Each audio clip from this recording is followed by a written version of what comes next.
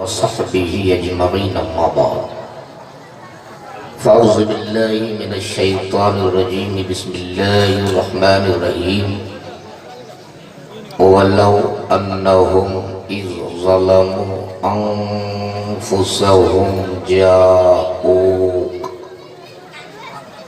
सदक़ल्लाह।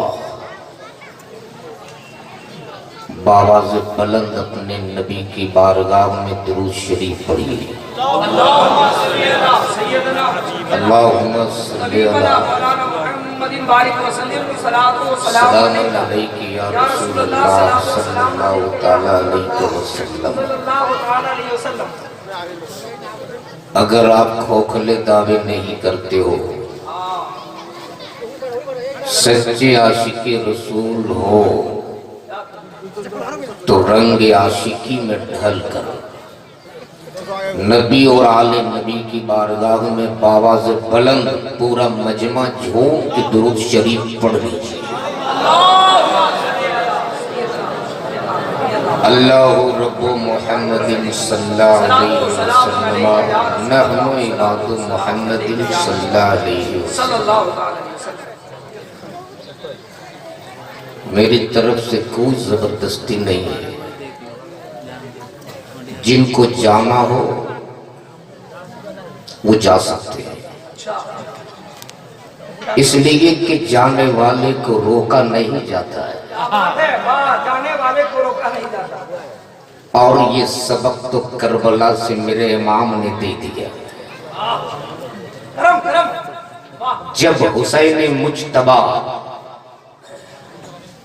अपने नाना के मदीने से निकल कर चले हैं मक्का, अरे क्या नुक्ता पेश कर रहे हैं? और जब मक्के में हाजिरी देने के बाद चले हैं करबला, तो चलते चलते बीच रास्ते में मेरे इमाम रुक जाते हैं। और रुकने के बाद फरमाते, हुसैन के साथ चलने वालों, तुझको पता है हुसैन कहाँ जा रहा है? क्या बात है? वाह, कहाँ जा रहा है? वाह वाह वाह। तो हुसैन मुज्तबा के हमरा जो नर्ज किया था मेरे इमाम हमें नहीं पता। तब मेरे इमाम ने फरमाया था, हुसैन अपने नाना से किया हुआ वादा निभाने करबला जा रहा है। क्या बात है? वाह वाह। जिसको चलना हो वो मेरे साथ चले, जिसको लौटना हो वो यही से लौट जाए। अगर ये चिराग की रोशनी में हुसैन का चेहरा देख के लौटने में शर्म आती है, तो लो मैं चिराग बुझा देता। थोड़ी देर के लिए मेरे इमाम ने चिराग बुझा दिया, और जब कुछ देर के बाद जलाया है, तो लोगों को लौटना तो दूर की बात, जो जहां बैठे थे बाल बराबर भी वहां से हटे नहीं थे। जोर से बोलो, जोर से। और बैठ के ये साबित कर दिया मेरे हम वो हैं जो सीना दिखाकर सीने पे तीर खाना जानते हैं, पीठ दिखाकर बुज़दिल की तरह मैदान से भागना नहीं जानते। नारे तकबीर, नारे रिसालत, शोधाए करबला। इसलिए जिनको जाना हो वो जल्दी चले जाए। मेरी आदत कुछ अलग है, मैं कभी भी तादाद नहीं देखता, क्या बात है? मैं कभी भी दल नहीं देखता, मैं तो हमेशा दिल देखता हूं, दिल। इसलिए कि दल यजीद ने देखा था, दिल हुसैन ने देखा था। तो हम दल वाले नहीं, बोलो हम तो, अरे बोलो ना, हम तो पर 22,000 यजीदियों की बुज़दिल फौज भी मुझको नहीं चाहिए। नहीं चाहिए 22,000 यजीदियों की बुज़दिल फौज। हमें तो सिर्फ करबला के 72 हुसैनी चाहिए। जोर से बोलो, जोर से। इसलिए अख्तर भाई मैं खूब जानता हूं कि हजारों की नहीं लाखों की तादाद हो और सब नामर्द हो तो लाखों लोग मिलकर कुछ नहीं कर सकते। और सिर्फ 72 हुसैन के गुलाम हो जिनके रगों में हुसैन के गुलामी का लहू दौड़ रहा हो तो यही 72 पूरे मुल्क का नक्शा बदलने के लिए काफी है। हक है, हक है, लाजवाब। इसलिए कि परसों पहले गांधी जी ने कहा था हुसैन की तरह सब्र और तहम्मुल वाला, हुसैन की तरह हिम्मत और इस्तिकलाल वाला सिर्फ 72 जवान मिल गए होते तो 24 घंटे के अंदर अंदर अंग्रेजों से भारत को आजाद करा लिया होता। तो अगर हुसैनी हो तो जरा हुसैनी तेवर में एक बार दोनों हाथों को उठा के बोल दो या रसूल अल्लाह, या रसूल अल्लाह। और जोर से। तो क्या थोड़ी देर आप लोग तकरीर सुनेंगे? इसलिए कि उड़ीसा में आता हूं तो बड़ा डर लगता है। शायरी तो ये बहुत सुनती नहीं, लेकिन जैसे ही खतीब बैठ जाए लोगों में खुजली शुरू होने लगती। बोलो सही के गलत है? लेकिन अल्लाह का बेपनाह करम है। वो तो आपका तेवर था कि आपने बैठा लिया। तो अगर सुनेंगे तो एक बार जोर से या रसूल अल्लाह। मुझसे कबल आपने हिंदुस्तान का वो कीमती लहजा जिनका कहने और पढ़ने के इस वक्त पूरे भारत में एक मुनफरिद फिक्र समझी जाए, शायर आज़म हिंदुस्तान अलहाज मुबारक हुसैन मुबारक को आपने जी भर के सुना। शायर अहले सुन्नत जनाब गुलाम गौस गजाली, उनको भी आपने सुना। और हिंदुस्तान का वो मशहूर शायर जो सिक्का राइजुल वक्त की हैसियत से अपना लोहा मनवा ले, जनाब मोहतरम ज़िया यज़दानी को भी आपने सुन लिया। और हिंदुस्तान का बहुत बड़े नकील अताए हबीब मिल्लत, नकीब अहले सुन्नत हजरत मौलाना अख्तर हुसैन ज़ियाई की बड़ी अच्छी निजामत आपने समाप्त की। ये मेरे कुर्ब जवान के मुअज़्ज़ज़ उलमाए कराम और इमाम मसाजिद ने रौनक के बज़्म होकर ये साबित किया है कि आज का ये जलसा सिर्फ कमेटी वालों का नहीं बल्कि ये बज़्म तो रजा वालों का है। अल्लाह तबारक ताला अपने हबीब के सदक़े से कबूल फरमाए। जोर से बोल लो आमीन। और मैं तो समझता हूं कि ये नकीब साहब किबला का करम है और कादरिया कमेटी की मोहब्बत है कि रात के 12 बजे से पहले पहले आज मुझको कुर्सी मिल गई, वरना अख्तर भाई तो 2:30 बजे के बाद लोग मुझको ताजिया बना कर लाते हैं। अभी नागपुर में एक हादसा हुआ मेरे साथ, ठीक 2:30 बजे लोग मुझको स्टेज पे लाए। क्या देखता हूं सामने एक चचा कुर्सी पे बैठे पूरा मुंह फाड़ के सो रहे।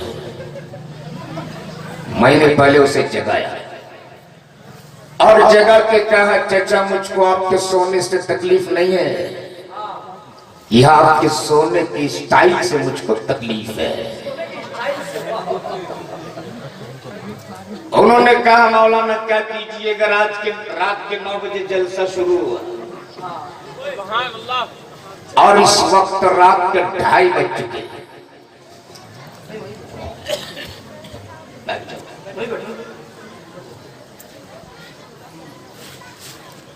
उन्होंने कहा रात के 9 बजे जलसा शुरू हुआ और इस वक्त रात के 2:30 बज चुके। ये दर्जनों शोरा आते रहे, दर्जनों कलाम सुनाते रहे, खतीब आते रहे, तकरीर सुनाते रहे, बीच बीच में नकीब आते रहे, वो मौके का फायदा उठाते रहे। गोया रात के 9 बजे से लेकर 2:30 बजे रात तक अपने इन दोनों कानों से सुनते रहा। पूरी रात सुनते सुनते ये दोनों कान भर चुके हैं, इसलिए अब मैं डायरेक्ट ले रहा। भैया मर्जी आपकी है, अब आप चाहे डायरेक्ट लो चाहे इनडायरेक्ट लो, लेना तो आप ही को है। और मैं तो इतना जानता हूं, डायरेक्ट तो वो लोग लेते हैं जो डायरेक्ट वाले होते हैं। अल्लाह का शुक्र है कि हम लोग डायरेक्ट वाले नहीं, हम लोग तो इनडायरेक्ट वाले हैं, जोर से जोर से। और एक बात मैं पहले क्लियर कर दूं, वैसे मैं किसी को जलील करने का कायल नहीं हूं, और उसको क्या जलील करोगे जो खुद ही जलील हो। अरे ये तो उसी रोज जलील हो गए थे जब अल्लाह के महबूब ने एक का नाम पकड़ के मस्जिद नबवी से निकालना शुरू किया था। फला इब्न फला निकल चल जल्दी कर, निकल चल जल्दी कर, निकल चल जल्दी कर। तो एक ने कहा मैं जरा यही छुपा के बैठ जाऊं, ये देख थोड़ी ही पाएंगे। अबे वो तेरा कोई और होगा जो नहीं देखता होगा, मेरा देखने वाला तो ऐसा है कि किस उम्मत का लब हिला किसका नहीं हिला ये भी देख लिया करता है। मेरा रसूल मोहताज नहीं है, हम देखें या ना देखें, मदीने से सरकार हमें देख रहे हैं। इसीलिए तो सैयदना सरकार गौसे आजम फरमाते, मैं पूरी दुनिया को इस तरह देखता हूं जैसे लोग अपनी हथेली पे राई के दाने को देखते हैं। तो अंदाजा करो जब बगदाद के पास का ये आलम है तो मदीने वाले मुहम्मदुर रसूलुल्लाह का आलम क्या हो सकता है। इसलिए मैं चाहता हूं रात के इस वक्त में उसी रसूल को गवाह बना लो, उसी दूर नजदीक के देखने वाले और सुनने वाले पैगंबर को गवाह बना लो, जिनके लिए खुद बरेली के ताजदार ने कहा हो कि दूर नजदीक के सुनने वाले वो काने लाले करामत पे लाखों सलाम। और जब मेरे रज़ा को लाखों सलाम से दिल न भरा तब जो बोल पड़े कांपे के बदलू तुझा तुम पे करोड़ों दुरूद, तैयबा के शमसुद्दो तुम पे करोड़ों दुरूद, दाफ़े जुमला भला तुम पे करोड़ों दुरूद, शाफ़े रोज़े जज़ा तुम पे करोड़ों दुरूद। और या रसूल अल्लाह और कोई कहे क्या तुझसे मेरा हो भला, जब ना खुदाई छुपा तुम पे करोड़ों दुरूद। नारे तकबीर, नारे रिसालत, मसलके आला। उसी रसूल को गवाह बना लो। और एक बार पूरा मजमा दोनों हाथों को उठा के बोल लो या रसूल अल्लाह, और जोर से बोलो या रसूल अल्लाह। अब अहले स्टेज की दुआओं का सहारा लेते हुए सिर्फ एक मतला और 2 शेर, और वो भी किसी ऐरू गैरू नत्थु खैरू का नहीं, अल्लामा हसन रजा खान। जोर से जिनका नाम है अल्लामा हसन रजा खान, जो है मेरे आला हजरत के मंझले भाईजान। लक़ब उनका है उस्ताद ज़मन, ये वही उस्ताद ज़मन है। अख्तर भाई आपके हवाले आपके पूरी उड़ीसा वालों को एक पैगाम।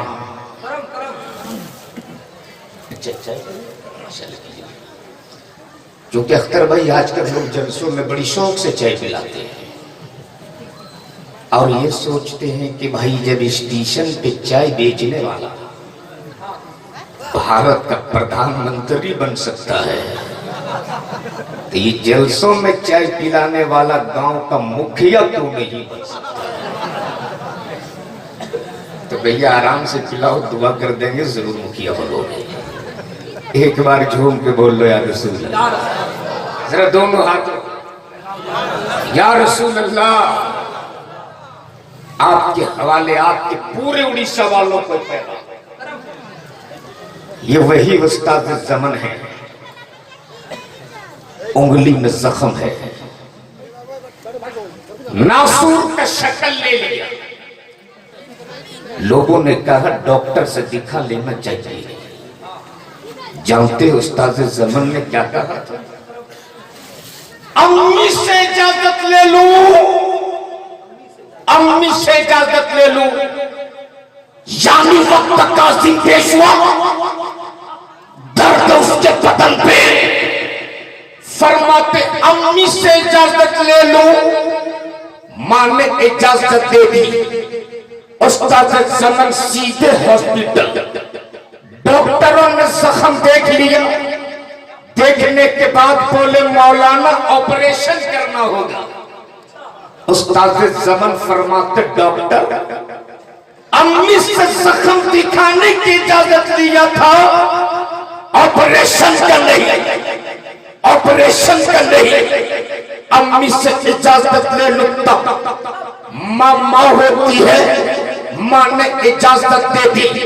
उस्ताद ज़मन फिर हॉस्पिटल, लेटा दीजिए बेड पर। डॉक्टरों ने इंजेक्शन निकाला। उस्ताद ज़मन फरमाते डॉक्टर ये इंजेक्शन किस लिए, ये इंजेक्शन से तुम क्या करोगे? डॉक्टरों ने कहा मौलाना ये बेहोशी का इंजेक्शन है, ऑपरेशन करने से पहले चंद मिनट आपको बेहोश करूंगा, ऑपरेशन करने से पहले थोड़ी देर आपको बेहोश होना होगा। इतना सुनना था, उस्ताद ज़मन उतर गए बेड से, बोल पड़े मुझे नहीं कराना ऑपरेशन, मुझको नहीं होना बेहोश, इसलिए कि मैंने जिंदगी की हर सांस होश में रहकर जीने का हक किया है, मुझको नहीं होना बेहोश।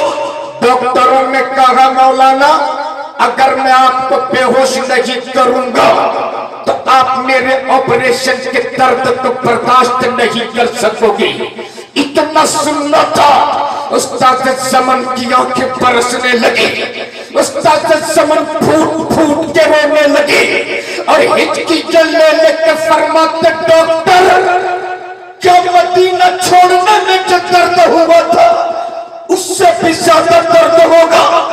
क्या मदीने की जुदाई में जो तकलीफ हुई थी उससे भी ज्यादा तकलीफ होगी? डॉक्टरों ने कहा मौलाना हमें इस बात का अंदाजा नहीं कि आप मदीने को कितना चाहते हो या मदीने वाला आपको कितना चाहता है, लेकिन हमें इस बात का अंदाजा जरूर है आप मेरे ऑपरेशन के दर्द को बर्दाश्त नहीं कर सकोगे। इतना सुनना था, उस्ताद ज़मन फरमाते डॉक्टर तुझको अपना काम करने में कितना टाइम लगेगा? डॉक्टरों ने कहा 15 मिनट। उस्ताद ज़मन ने कहा जा मैंने तुझको 18 मिनट दे दी जाओ, जब तुझको मेरे जिस्म में कोई हरकत ना मिले तब तुम अपना काम कर लेना। अब उस्ताद ज़मन फिर लेटा दिए गए बेड पर। थोड़ी देर के बाद डॉक्टर ने सुई चुभोई उंगली में, देखा थोड़ी बहुत हरकत बाकी है, डॉक्टर रुक गए। आधे मिनट के बाद फिर सुई चुभोई उंगली में, देखा जिस्म में कोई हरकत नहीं, तब डॉक्टरों ने ताबड़तोड़ अपना काम कर लिया और अपना काम करने के बाद डॉक्टर इस इंतजार में कि उस्ताद ज़मन आंखें कब खोले, उस्ताद समन आंखें कब खोले, जैसे ही 18 मिनट बीत गए उस्ताद समन की आंखें खुल गई। जैसे ही आंखें खुली है डॉक्टर पकड़ पड़ा कदम नाज को और बोल पड़ा मौलाना इससे पहले मैंने बहुत ऑपरेशन किए, लेकिन जरा ये राज तो बता दे तूने मेरे ऑपरेशन के दर्द को बर्दाश्त कैसे किया। तब उस्ताद समन फरमाते डॉक्टर सीने में जो दिल होता है वो दिल मेरे सीने में होता, तब न तेरे ऑपरेशन का दर्द मेरी उंगलियां महसूस करती। मैंने तो अपना दिल मदीने में डाल दिया था, जब सीने में दिल ही नहीं तो दर्द कैसे होता। नारे तकबीर, नारे रिसालत, फैज़ाने औलिया किराम। वाह वाह क्या कहने। उस्ताद ज़मन फरमाते दिल दर्द से बिस्मिल की तरह लौट रहा हो। जोर से बोलिए, जोर से, ऐसे नहीं, जरा पूरा मजमा जोर से। सुभान अल्लाह। दिल दर्द से बिस्मिल की तरह लौट रहा हो, अमा सीने पे तसल्ली को तेरा हाथ धरा हो, और गर वक्ते अजल सर तेरी चौखट पे झुका हो। बोल लीजिए जोर से, जोर से। लोग यहाँ तो तरन्नुम पसंद करते हैं, शायरी थोड़ी सुनते हैं। मुझको, मैं भी तरन्नुम में जानता हूँ पढ़, अख्तर भाई इजाजत तो पढ़ दो, लेकिन इसी उड़ीसा का हादसा देखता हूं तो डर लगता है, क्योंकि इसी उड़ीसा में अल्लाह का बेपनाह फजल है और सरकार मुजाहिद मिल्लत का फैजान है। क्या आप लोग शायरों को बहुत नवाजते हो। उत्तर प्रदेश का एक खतीब आया था पहली बार उड़ीसा में, और मैं जानता हूं कहां आया था। उन्होंने देखा लोग तो शायरों को बहुत नवाज रहे, चलो 2-3 शेर मैं भी पढ़ दूं, कम से कम आने जाने का किराया उठ जाए। आवाज तो फटेली बांस, 1 शेर, 2 शेर, 3 शेर, 10-20 मिलने लगे, उनके अशार बढ़ने लगे। इतने में कमेटी का एक लड़का मोटा सा डंडा लेके स्टेज के चारों तरफ घूम रहा। मौलाना बोले बाबू बैठ जाओ, बस मैं खत्म करने वाला। उन्होंने कहने हुजूर आप तो मेरे मेहमान हो, आप पढ़ो। मैं तो उसको ढूंढ रहा हूं जिसने आपको दावत दिया है।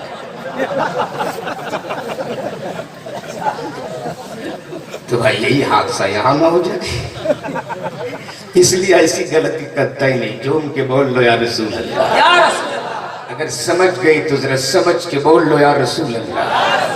अच्छा वो पीछे वाले क्या सोच रहे, ये लोग कल बोलेंगे। एक आदमी को मैंने देखा अपनी एक आंख में पट्टी बांध के जा रहा था। मैंने पूछा भाई एक आंख में पट्टी क्यों, ऑपरेशन करवाए? बोले नहीं। मैंने मोतियाबिंद हुआ है क्या? बोले नहीं मौलाना। मैंने कहा फिर एक आंख में पट्टी क्यों? बोले मौलाना साहब जब एक आंख से काम चल ही जा रहा है तो बिला वजह मैं अपने दूसरी आंख को दबाव दूं। तो मेरे पीछे भाई जान रहे हैं कि आगे वाले से तो काम चल ही रहा है, हम अपनी जुबान पे दबाव क्यों डालें? याद रखना कि जुबान पे दबाव नहीं है। अरे यहाँ बैठे हो, ये कोई आम फाम जगह नहीं, ये तो जन्नत की क्यारी है। जोर से, जोर से। और एक बात याद रखना, जब ऐसी मजलिस से सजती है तो इंसान अल्लाह के फरिश्ते उतर आते हैं। जोर से, जोर से। और जब इख्तिताम होता है ऐसी मजलिसों का तो फरिश्ते सीधे रब की बारगाह में हाजिरी देते हैं। रब पूछता फरिश्तों कहां गए थे? मेरा रब तो कादिर मुतलक है, बेशक। सब जानता है मेरा रब, सब देखता है मेरा रब। फिर भी फरिश्तों से पूछता फरिश्तों कहां गए थे? तब फरिश्ते रब की बारगाह में अर्ज करते, ए परवरदिगार, तेरी बनाई हुई जमीन पर तेरे पैदा किए हुए बंदे एक जगह पे बैठकर तेरा भी जिक्र कर रहा था, तेरे महबूब का भी जिक्र कर रहा था, तेरे महबूब का भी जिक्र कर रहा था। रब्बे सुल जलाल फरमाता, फरिश्तों का वार रहना, उस बज़्म में जितने शरीक थे मैंने उन सबों की मग़फ़िरत फरमा दिया। तो बताओ कितनी पाक और पवित्र मजलिस में आप बैठे हो, वो भी उस मजलिस में आप बैठे हो जहां ये तीन देख रहे हो, उम्र देख रहे हो। अरे ये तो खेलने कूदने के जमाने थे इनके, लेकिन इनके असातिज़ा हजरत हाफिज कारी अकबर साहब किबला की मेहनत, कमेटी वालों की बेपनाह मेहनत और मुशक्कत, हजरत कारी अकबर की मोहब्बत, इन छोटे छोटे मासूम बच्चों के सीने में 30-30 पारे कुरान डाल दिए। जोर से माशाअल्लाह, नारे तकबीर, नारे रिसालत, जश्ने दस्तारे हिफ्ज़ो क़िरात, मदरसा मोहम्मदिया। याद रखना अलकुंड शरीफ वालों, ये बच्चे आप देख रहे हो ना, ये कोई आम फाम बच्चे नहीं है। यही बच्चे हो सकता है कल आपके लिए मग़फ़िरत का सामान बन जाए।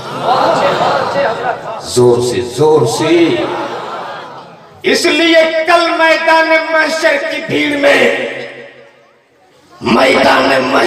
भीड़ में जहां नफ्सी नफ्सी के आलम में लोग होंगे, किसी का पसीना टुकनों तक, किसी का पसीना घुटनों तक, किसी का पसीना कमर तक, किसी का पसीना सीने तक, कोई पसीने में गर्क होंगे, सब नफ्सी नफ्सी के आलम में होंगे। उस मैदान महशर की भीड़ में रब का ऐलान होगा, एक कुरान के कारी, कुरान पढ़ता जा, जन्नत की तरफ बढ़ता जा।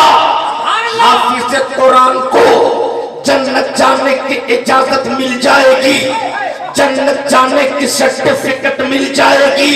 हाफिज़ कुरान कुछ दूर चलेगा, कुछ कदम चलने के बाद रुक जाएगा, रुक के पीछे घूमेगा। रब फरमाएगा, एक कुरान के कारी जन्नत के लिए मुतलाशी, जन्नत सब चाहता। ए हाफिज़ कुरान, तुझको जन्नत जाने की सनद मिल चुकी, अब पलट के क्या देखते हो? हाफिज़ कुरान अर्ज करेगा, ए परवरदिगार, जिस माँ ने मुझको 9 माह तक अपने कोख में रखा, जिस माँ ने अपने जिगर के लहू को मुझे दूध बना के पिलाई, जिस माँ ने रातों रात मेरी पेशाब की हुई जगह में सोई, मुझको अपने सूखे आंचल में सुलाई, आज अपने उस माँ को कैसे भूल जाऊं, माँ को कैसे छोड़ दूं? रब का ऐलान होगा, ए हाफिज़ कुरान, जा महशर की भीड़ में अपने माँ को ढूंढ ले। जोर से माशाअल्लाह। अबू हाफिज़ कुरान महशर की भीड़ में अपनी माँ को ढूंढेगा। माँ को साथ लेने के बाद कुछ दूर चलेगा, 2-4 कदम चलने के बाद फिर पीछे पलटेगा। रब फरमाएगा, एक कुरान के कारी, तेरी माँ तेरे साथ अब जो नहीं चाहते। हाफिज़ कुरान अर्ज करेगा, परवरदिगार, उस बाप को कैसे छोड़ दूं जिसने मेरी परवरिश के लिए चिलचिलाती हुई धूप में अपने बदन को जलाकर मेरी परवरिश की था। बाप को कैसे छोड़ दूं? रब फरमाएगा जाओ महशर की भीड़ में अपने बाप को भी ढूंढ ले। जोर से हाफिज कुरान महशर की भीड़ में अपने बाप को भी ढूंढेगा। अब बाप और माँ को दाहिने तरफ बाप, बाएं तरफ माँ, बीच में हाफिज कुरान जन्नत की तरफ चला है। 2-4 कदम चलने के बाद फिर वो हाफिज कुरान रुक जाती। रब फरमाता अब जो रुक गए, तेरी माँ तेरे साथ, तेरा बाप तेरे साथ, अब जो रुक गए वो हाफिज कुरान अर्ज करेगा, ए परवरदिगार, जब मैं मदरसा पढ़ने के लिए जाता था मेरे पड़ोसी मेरी इमदाद की जा करते थे। किसी ने किताबें दी है, किसी ने खाने के लिए चावल दिया है, किसी ने पानी वजू के लिए पानी दिया है। अब इससे पाक में है कि जिसने इन तालिबे इल्मों के लिए वजू का पानी भी दिया हो, कल ये हाफिज कुरान पहले उसकी सिफारिश करेगा, बाद में ये जन्नत में जाएगा। नारे तकबीर, नारे रिसालत, अज़मते कुरान, मज़हबे इस्लाम। ये अज़मत कुरान है। बेशक हज़रत, वाह, बहुत अच्छे, वाह, बहुत अच्छे। भाई आप इसी गांव के हैं क्या? आप इसी गांव के हैं? अल्लाह का करम है कि आपके गांव में रहने वाला है हमारे फिरोज भाई। मैं समझता हूँ कि इस वक्त पूरे उड़ीसा का दौरा ये कर, अल्लाह इनको सलामत रखे। झूम के बोल रहे हैं। तो ये आप तीनों बच्चों को देख रहे हो? बिल्कुल। ये तीनों बच्चे ये कोई आम फाम बच्चे नहीं हैं। 30 कुरान अपने सीने में सजाए हुए। और आज यहूदियों का आखिरी मिशन ये है कि इस्लाम को मिटा दो, कुरान को मिटा दो। लेकिन इस्लाम और कुरान मिटाने वालों, कुरान तेरे बाप की ताकत नहीं कि मिटा दे। इसलिए कि कुरान तो ऐसी किताब है जो इन हाफिजों के सीने में बस चुका है।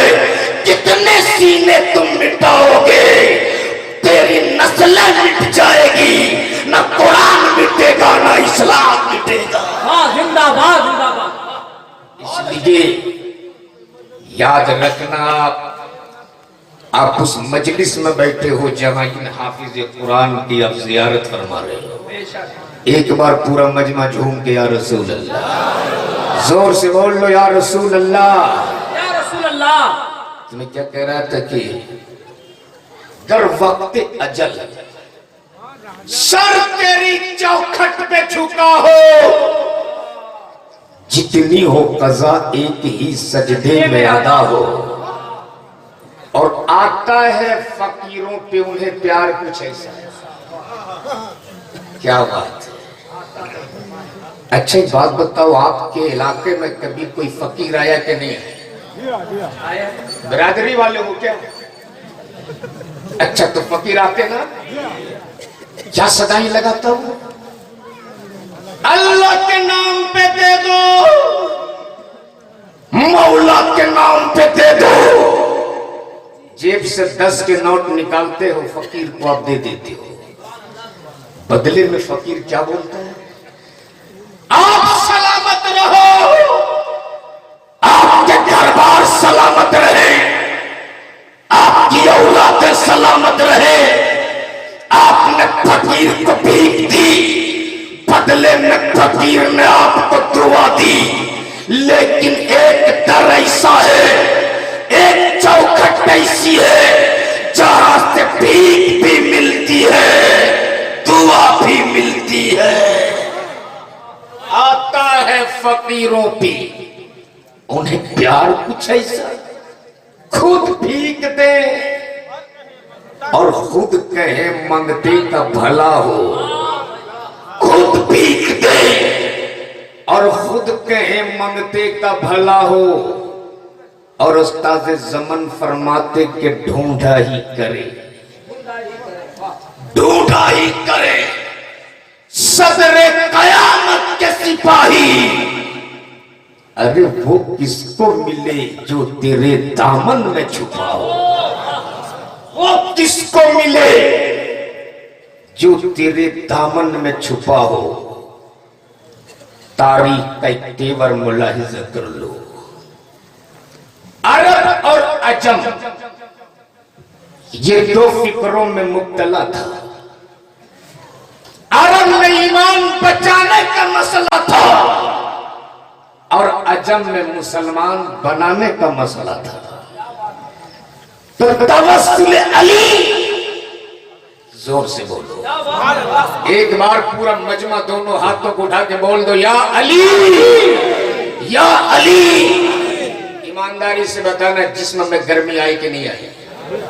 अरे बोला ना, याद रखना बर्फीली हवाओं में भी अगर मौला अली का नाम ले लो तो जिस्म से पसीने के कतरात बहने लगते हैं। ये अली है कौन? कौन अली? वो अली जो फातिह खैबर भी है, जो दामाद पैगंबर भी है, जो हसनैन के पितर भी है। कौन अली? वो अली जिनका नाम सुनने के बाद फौलाद का दिल, पत्थर का जिगर सब पारा पारा होता है। जब नाम अली का लेता हूं मैदान हमारा होता है। जिंदाबाद जिंदाबाद माशाअल्लाह। जब नाम अली का लेता हूं मैदान हमारा होता है। कौन अली? वो अली जिनकी हुकूमत कई मुल्कों पर, लेकिन सादगी का आलम ये कि टूटी हुई चटाई पे बैठकर सूखी रोटियों को पानी में भिगो भिगो कर खा रहा है। अल्लाह अल्लाह। आज अगर किसी की हुकूमत एक मुल्क में हो जाए, अभी मैं एक रिपोर्ट में पढ़ रहा था, मेरे मुल्क के प्रधानमंत्री आटे की रोटी नहीं खाते, काजू किशमिश बादाम की बनाई हुई आटे की रोटी खाते। एक मुल्क में हुकूमत 20 लाख की कोट पहने, एक मुल्क में हुकूमत 1,20,000 के कलम से लिखे। मैं कहता हूं इक़्तिदार की कुर्सी पर बैठने वालों, हुकूमत सिर्फ मुल्क के दौरे से नहीं, हुकूमत सीखनी हो तो मौला अली से सीख ले। हुकूमत सीखनी हो तो फातिह खैबर से सीख ले। कई मुल्कों में हुकूमत, लेकिन सादगी ये सूखी रोटियों को पानी में भिगो भिगो कर खा रहे। एक दिन एक फकीर ने उसी मौला अली के दर पे खाना तलब किया। खाने को कुछ मिलेगा? मौला अली फरमाते, अगर सूखी रोटी खाना है तो दस्तरखान पे बैठ जाए, और अगर मुर्ग मुसल्लम खाना है तो सामने उस दरवाजे पे दस्तक दी। क्या कहने? फकीर फकीर होता है, बोला बाबा सूखी रोटी तेरी किस्मत है, मैं सूखी रोटी नहीं खाऊंगा। मौला अली फरमाते, जाओ उस दरवाजे पे दस्तक दी। फकीर ने दरवाजे पे दस्तक दिया। थोड़ी देर के बाद दरवाजा खुला और दरवाजा खोलने वाला कोई और नहीं, मुस्तफा के नूर है, फातिमा के दिल के चैन, सैयदना इमाम हुसैन है। जोर से जैसे ही फकीर की नजर इमाम पाक पे पड़ी, फकीर बरजस्ता बोल उठा, हुसैन तुम ही शफीए पैगंबर हो ना? हाँ। ए हुसैन, तुम ही दोषे पैगंबर के सवार हो ना? हाँ। ए हुसैन, तुम उसी सखी बाप के बेटे हो ना जिनकी सखावतों की कसमें पूरी दुनिया खाएगी।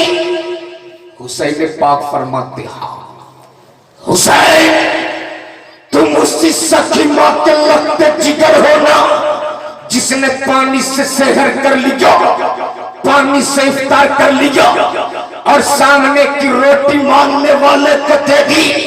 हुसैन पाक फरमाते हाँ। तब फकीर बोल पड़ा हुसैन उसी सखी बाप के बेटे के सामने, उसी सखी माँ के लगते जिगर के सामने, उसी सखी नाना के नवासे के सामने ये फकीर अपना खाली दामन लेके खड़ा है, ये फकीर अपनी खाली झोली लेके खड़ा है। हुसैन मेरे खाली दामन को भर देना, मेरी खाली झोलियों को भर देना। फकीर मांगते गया, हुसैन पाक उसकी झोलियों को भरते गया। सायल सवाल करते गया, सखी बाप का सखी बेटा उसके दामन को भरते गया। जब फकीर का दामन भर गया, फकीर की झोली भर गई, फकीर घर से बाहर निकला, निकल के फिर अंदर आया। आने के बाद बोल पड़ा हुसैन हुसैन मैंने देखा तेरे दरवाजे पर एक और भी फकीर बैठा है जो देखने में गरीब भी मालूम होता, देखने में हकीर भी मालूम होता, जो टूटी चटाई पे बैठकर सूखी रोटियां खा रहा। हुसैन उसके भी दामन पे भर देना, उसकी भी झोलियों पे भर देना। मेरे इमाम फरमाते कौन कहाँ बैठा है, चल मैं उसके भी दामन को भरूंगा, उसकी भी झोली को भरूंगा। फकीर आगे आगे, हुसैन पीछे पीछे, सायल आगे आगे, मेरे इमाम पीछे पीछे घर से बाहर निकले। निकलने के बाद उस सायल ने टूटी हुई चटाई पे बैठा शख्स की जानिब उंगली का इशारा किया और कहा हुसैन देख वो गरीब बैठा है, देख वो फकीर बैठा है। जैसे ही हुसैन पाक की नजर पड़ी, आंखें फटी की फटी रह गई, दिल तड़प उठा और बरजस्ता बोल उठे, अरे ओ सायल जिसको तुम फकीर समझ रहा है ये कोई फकीर नहीं, इस घर के मालिक मेरे बाबा हजरत मौला अली बैठे हैं। नारे तकबीर, नारे रिसालत, 5 नारे पंजतन का एक नारा है गरीब, नारे रिसालत। अरे जिंदाबाद जिंदाबाद। औलाद का दिल पत्थर का जिगर सब पारा पारा होता है। जब नाम अली का लेता हूं मैदान हमारा होता है। वही मौला अली, तवस्सुल अली, चादर फातिमी में लिपट कर खानदान नबूवत में 2 आफताब व माहताब आए। एक का जिम्मा था ईमान बचाओ बचाओ बचाओ, दूसरे का जिम्मा था मुसलमान बनाओ बनाओ बनाओ। जोर से बोलो।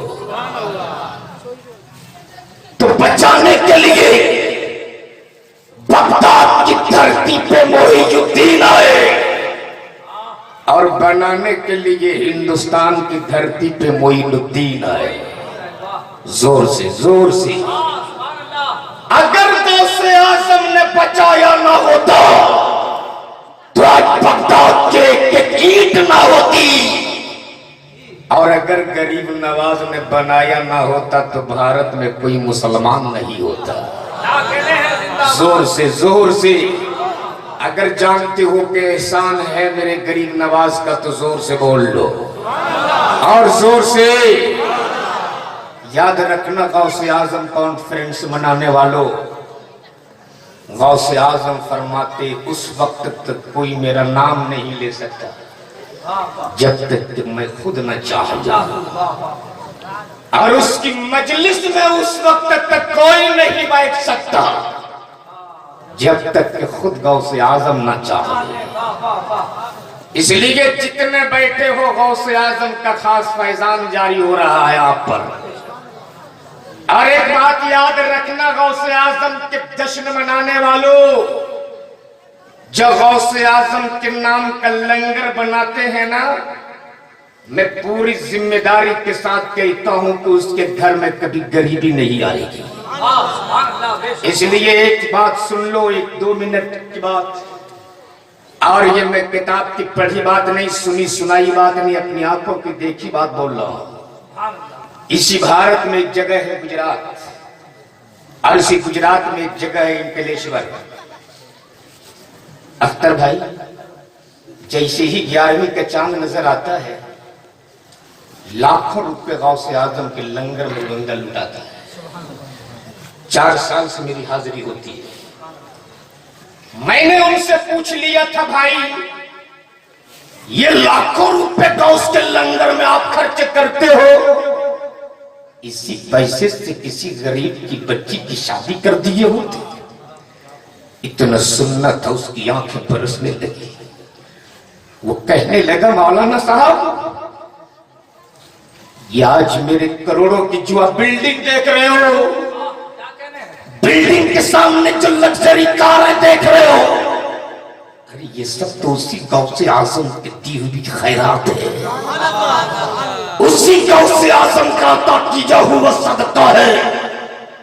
वो बताने लगा, हजरत आज से 25-30 साल पहले मेरे पास कुछ नहीं था, कुछ नहीं था मेरे पास। मेरी गुर्बत का आलम ये कि मैं दिन भर मजदूरी करता था, तब जाके रात में मेरे घर में चूल्हा जलते थे। मेरी 3-3 बेटियां हैं। जिस दिन मैं मजदूरी नहीं कर पाता था, अपने बच्चों को भूखे पेट थपकियां दे दे के सुलाता था। मेरी गुर्बत का आलम ये था कि हम छप्पर के मकान में रखते थे। 11वीं शरीफ का महीना आया, मेरे पड़ोस ने गौसे आजम के नाम की 11वीं मनाई, गौसे आजम का लंगर बनाया। उन्होंने सबको दावत दी, मुझको भी दावत दिया। मैं भी उस लंगर में शरीक हुआ। उस वक्त मुझको अपनी गुर्बत का एहसास हुआ था। मैं छप्पर के मकान में रहता था, मुझको अपनी गुर्बत का एहसास न हुआ। मैं प्लास्टिक तान के रखता था, मुझको अपनी गुर्बत का एहसास न हुआ। अपने बच्चों को भूखे सुलाता था, मुझको अपनी गुर्बत का एहसास न हुआ। लेकिन उस दिन मुझको अपनी गुर्बत का एहसास हुआ। काश मेरे पास भी दौलत होती, मैं भी गौसे आजम के नाम का जलसा सजाता, मैं भी गौसे आजम के नाम का लंगर बनाता, लोगों को दावत देता। मैं लंगर खा के वापस तो घर लौट आया, लेकिन रात भर नींद नहीं आई। करवटें बदलते रहा, आंखों से नींद को तीर थी। बहुत सोने की कोशिश किया, लेकिन मुझको नींद नहीं आई। इतने में मस्जिद के मीनारे से फजर की अजान की आवाज आ गई। मैं अपने बिस्तर से उठा, नमाज के लिए चला गया। नमाज से लौटने के बाद मैंने ये मंसूबा बना लिया कि मैं रोजाना मजदूरी करूंगा। रोजाना मजदूरी करने के बाद कुछ न कुछ पैसे बचाऊंगा, एक थैले में डालूंगा, और उसी पैसे को बचा बचा कर आने वाला साल मैं भी गौस का 11वीं मनाऊंगा, मैं भी लंगर बनाऊंगा। अब मेरी जिंदगी का मामूल ये था, रोजाना का मामूल ये था, मैं अपनी मजदूरी से कुछ न कुछ पैसे बचाकर एक थैले में डालते जाता, इस नीयत के साथ कि आने वाला साल मैं भी लंगर बनाऊंगा।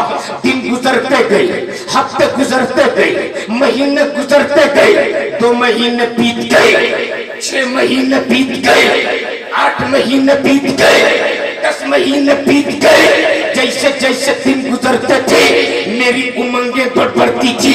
जैसे जैसे रातें कटती थी, मेरी तमन्नाएं भी बढ़ती थी कि 11वीं करीब आ रहा है, लंगर बनाऊंगा। 11वीं करीब आ रहा है, गौसे आजम के नाम का नियाज दिलाऊंगा।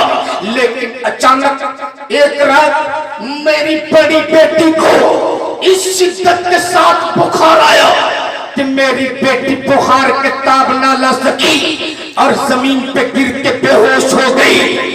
उस वक्त मेरी गुर्बत का आलम ये था कि मेरी जेब में फूटी कौड़ी भी नहीं थी।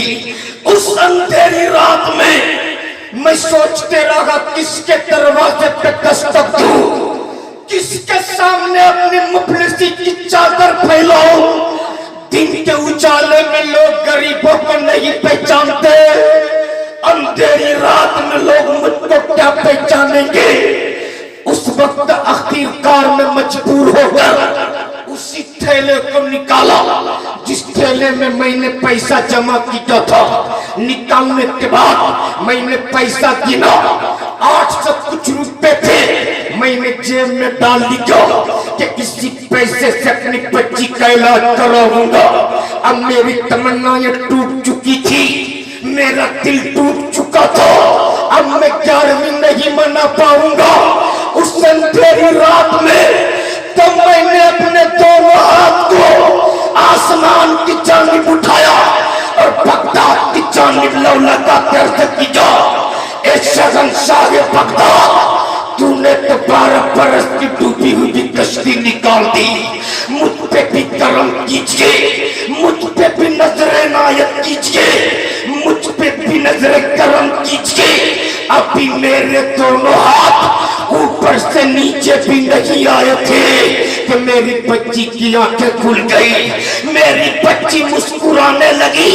तो मुझको कहने दो लोगों, जब बगदाद के बारिश का ये आलम है तो मदीने वाले रसूलुल्लाह का जिंदाबाद, नारे तकबीर, नारे रिसालत, फैज़ाने गौसे आज़म।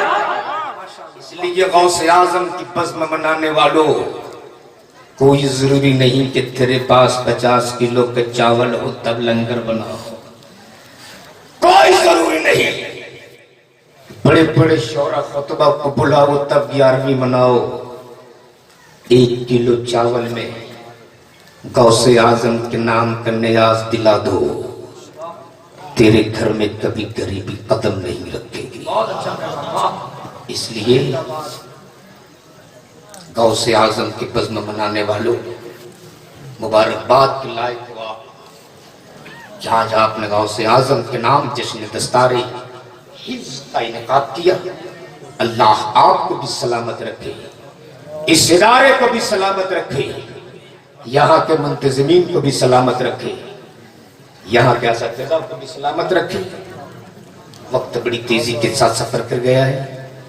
मेरे बाद फिर इन शौराए कराम को सुनना है, शायद दस्तारबंदी का भी प्रोग्राम होना है।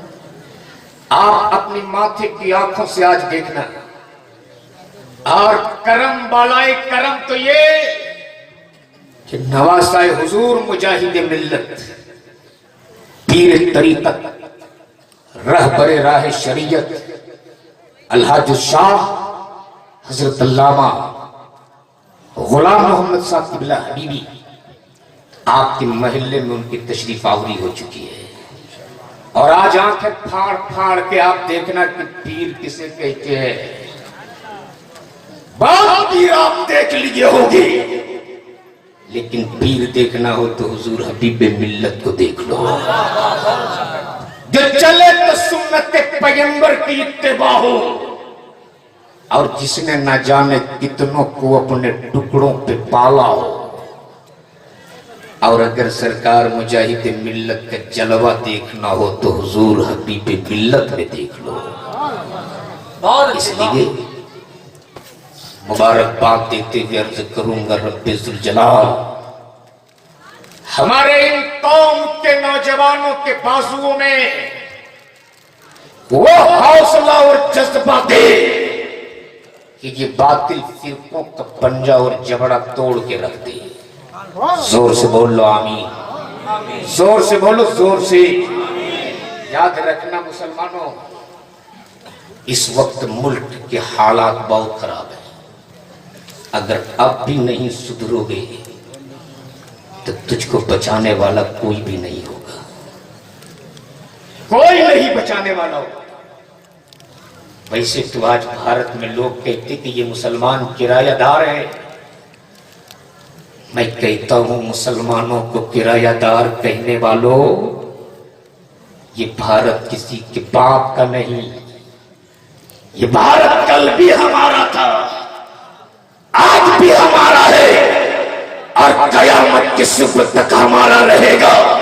और जब तक हमारे जिस्म में लहू का एक कतरा बाकी रहेगा, हम अपने मुल्क की भी हिफाजत करेंगे, मुल्क के संविधान की भी हिफाजत करेंगे। आज कहते मुसलमान किरायादार हैं। अभी आपने अखबारात, टेलीविजन, फेसबुक, व्हाट्सएप, ट्विटर के जरिए देखा होगा, 2 महीने दिन पहले इसी कश्मीर के पुलवामा में मेरे भारत के 40 वीर जवानों की शहादत हुई है। मैं उन आतंकवाद और दहशतगर्द तंजीमों की सख्त मजम्मत करते हुए ये बात हुकूमत तक पहुंचाना चाहता हूं। मुसलमानों को किरायादार कहने वालों, मुसलमानों को पाकिस्तान भेजने की धमकी देने वालों, इस मुल्क की हिफाजत के लिए सिर्फ रंजीत सिंह ने लहू नहीं बहाया, बल्कि इस मुल्क की हिफाजत के लिए नसीर अहमद ने भी लहू का आखिरी कतरा बहा दिया। और आरएसएस और बजरंग दल के मुंह पे थप्पड़ मार के अपने हुब्बुल वतनी का सबूत दे दिया और पूरी दुनिया को बता दिया, भारत के मुसलमान गुनहगार हो सकता है, देश का गद्दार नहीं हो सकता है। लाजवाब, जिंदाबाद जिंदाबाद, हक है, वाह। इसलिए याद रखना, इस मुल्क की तहफ्फुज़ के लिए और इस मुल्क की आजादी के लिए सिर्फ गांधी ने कुर्बानी नहीं दी, अल्लामा फजले हक खैराबादी की कुर्बानियों को भी नहीं भुलाया जा सकता। सिर्फ भगत सिंह का लहू नहीं बहा, ब्रिगेडियर अब्दुल हमीद की शहादत को भी फरामोश नहीं किया जा सकता। और इस गलतफहमी को हुकूमत निकाल दे अपने दिमाग से। हम भारत को इसलिए पसंद नहीं करते कि दिल्ली में कुतुब मीनार है, हम भारत को पसंद इसलिए नहीं करते कि आगरा में ताजमहल है, हम भारत को पसंद इसलिए नहीं करते कि दिल्ली में लाल किला है, हम तो भारत को इसलिए पसंद करते कि भारत की जमीन को मेरे गरीब नवाज ने पसंद किया है, महबूब इलाही ने पसंद किया है। अरे जब हम गरीब नवाज की पसंद की हुई जमीन नहीं छोड़ सकते तो रसूलुल्लाह का दीन कैसे छोड़ सकते हैं। जमीन भी हमारी है, दीन भी हमारा है, ना हम जमीन छोड़ेंगे ना हम दीन छोड़ेंगे। जोर से बोलो। आज ये कहते कि मदरसों से हाफिजे कुरान नहीं, आतंकवाद जन्म लेते, दहशतगर्द पैदा होते इदारों से। लेकिन एक सच्ची बात मैं कहूंगा आपसे कि मदरसों से आतंकवाद नहीं जन्म लेता है। आज से 7-8 महीने पहले एक दंगा हुआ था आसनसोल में, अख्तर भाई, उस दंगे में एक इमाम साहब के बेटे की जान गई थी। आपने टीवी पे देखा, एक इमाम साहब की बेटे की जान गई थी आसनसोल। पूरा आसनसोल चल रहा था, मुसलमान हथियार लिए रोड पे उतर आए थे। उस मदरसे के आलिम ने उस कौम से खिताब करते हुए कहा था, इस मस्जिद के मिंबर पे मैं 30 साल से खुतबा पढ़ रहा हूं, 30 साल से मैं तुझको नमाज पढ़ा रहा हूं। अगर उस 30 सालों के दौरान तेरे दिल में मेरी जरा सी भी इज्जत हो तो खबरदार मेरे बेटे की मौत का बदला मत लेना, मेरे बेटे का इंतकाम मत लेना। इसलिए मैं जानता हूं जब एक बाप के कंधे पे जवान बेटे की लाश हो तो उस बाप के दिल पे क्या गुजरता है। मुझसे पूछ, जब एक जवान बेटे का जनाजा बाप के कंधे पे हो तो एक बाप के दिल पे क्या गुजरता है। मेरी बीवी से पूछ, जब एक जवान बेटे की लाश गोद में तड़प रही हो तो एक मां के दिल पे क्या गुजरता है। मेरी बेटी से पूछ, जब भाई की लाश बहन के गोद में खाकर खून में तड़प रहे हो तो बहन पे क्या गुजरता है। इसलिए मैं नहीं चाहता जो दर्द मुझको मिला है वही दर्द मेरे भारत में रहने वाले किसी गैर मुस्लिम को मिले। जो तकलीफ मुझको मिली है मैं नहीं चाहता कि यही तकलीफ मेरे हिंदू भाई को भी मिले। जो दर्द मेरी बीवी को मिला है मैं नहीं चाहता कि ये दर्द मेरे किसी हिंदू बहन को भी मिले। इसलिए मैं अपना बेटा खोकर भी मुल्क में अमन चाहता हूँ, अपना बेटा खोकर भी मुल्क में सलामती चाहता हूँ। मेरे उस आलिम ने अपना बेटा खोकर अब भारत वालों को बता दिया कि मदरसों से आतंकवाद नहीं जन्म लेता, मदरसों से मुल्क का मुहाफिज पैदा होता है, मदरसों से मुल्क का सिपाही जन्म लेता है। नारे तकबीर, नारे रिसालत, मजहब इस्लाम। मदरसों को आतंकवाद और दहशतगर्द कहने वालों, मदरसा दहशतगर्दी नहीं सिखाता, मदरसा तो अमन और सलामती का पैगाम देता है। मदरसा तो भाईचारगी का दर्स देता है। इसलिए ये चाह रहे हैं कि मदरसे बंद कैसे हो, लेकिन मदरसे को बंद करने वालों हम अपनी जान दे सकते हैं, रसूलुल्लाह के घर में ताला नहीं लगा सकते। खुद हम भूखे रहेंगे, इन बच्चों को हम भूखे नहीं रहने देंगे। अपनी औलादों की पेट काट कर इन बच्चों को खिलाएंगे ताकि ये बच्चे कुरान की भी हिफाजत करें, दीन की भी हिफाजत करें। इसलिए याद रखना मेरे भाई, मुबारकबाद के लायक को आपके यहाँ इदारे हैं। अल्लाह आपको भी सलामत रखे, पूरे मुल्क की सलामत रखे। अल्लाह तबारक ताला सुनने से ज्यादा अच्छी बातों पे अमल करने की तौफीक अता फरमाए। हज़रात बड़ी मोहब्बत से आप बैठे, मैं तस्वर नहीं कर रहा था कि उड़ीसा वाले इस तरह तकरीर सुनते हैं। वाकई बहुत बदनाम हुआ, बहुत बदनाम उड़ीसा वालों इस हवाले से।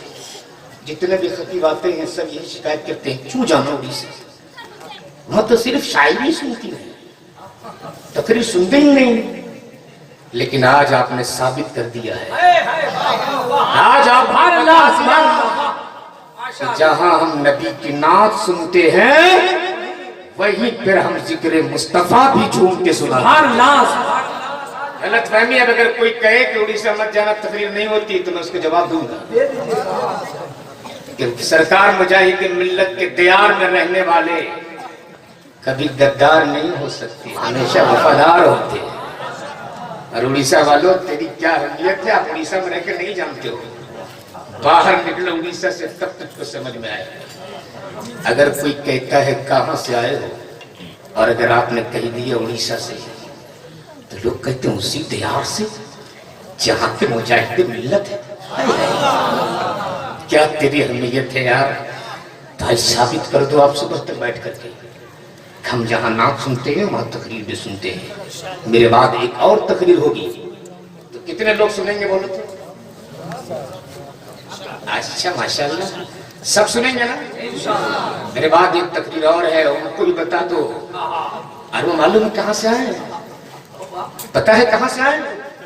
सुन्नियों का मरकज है। अरे बोलो ना यार, बरेली शरीफ से आने वाला खतीब, आला हजरत की तुरबत की खाक लेकर आने वाला खतीब। इसलिए साबित उन्हें कर दो कि आप अगर आला हजरत के दर से आए हो तो हम भी मुजाहिद मिल्लत के दर में रहने वाले हैं। इसलिए सारे लोग बैठेंगे।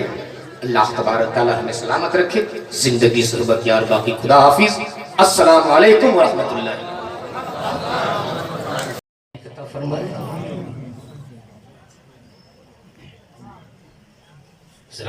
बड़ी मोहब्बत से आप बैठे, मैं तस्वर नहीं कर रहा था कि उड़ीसा वाले इस तरह तकरीर सुनते हैं। वाकई बहुत बदनाम हुआ, बहुत बदनाम हुआ उड़ीसा वालों किस हवाले से।